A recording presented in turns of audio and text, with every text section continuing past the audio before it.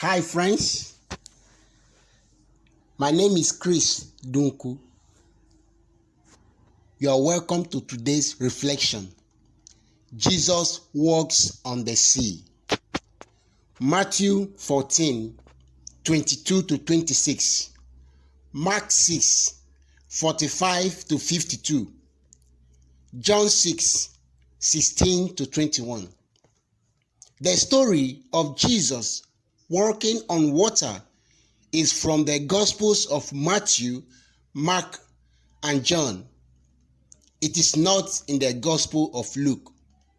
This episode is narrated towards the end of the ministry of Jesus in Galilee, before the key turning point halfway through the Gospel narratives, where Peter proclaimed Jesus as Christ and saw the transfiguration.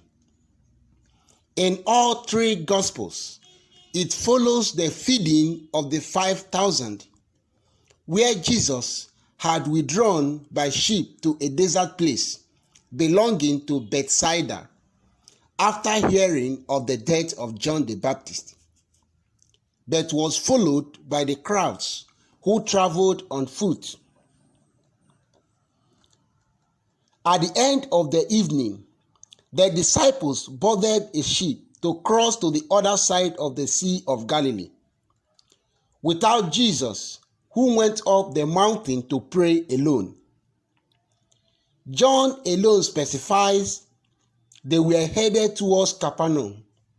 During the journey on the sea, the disciples were distressed by wind and waves, but saw Jesus walking towards them on the sea. John's Gospel specifies that they were 5 or 6 kilometers away from their departure point.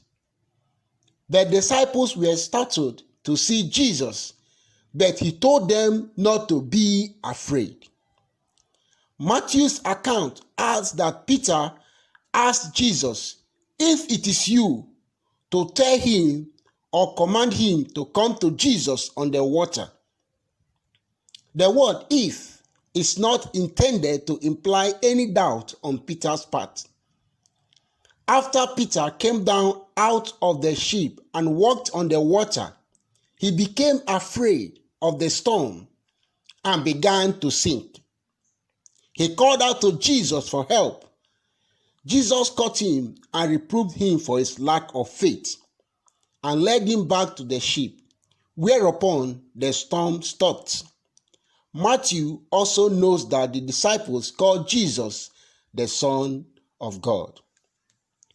Significance of the miracle. 1. The nature miracles of Jesus, such as walking on the sea, show the authority of Jesus over the forces of nature and over all created things. 2. Mark's account can encourage us to invite Jesus into any chaos-filled circumstances to bring calm even when we do not understand how. 3. John's account can encourage us to notice Jesus at work in our lives also when we do not get immediate instructions to continue with what we have previously been told. And finally, to have faith in Jesus when we find ourselves in trouble, because he will get us where we need to be. 4. Jesus saves people in distress or danger. For instance, he rescued his disciples when they were in danger.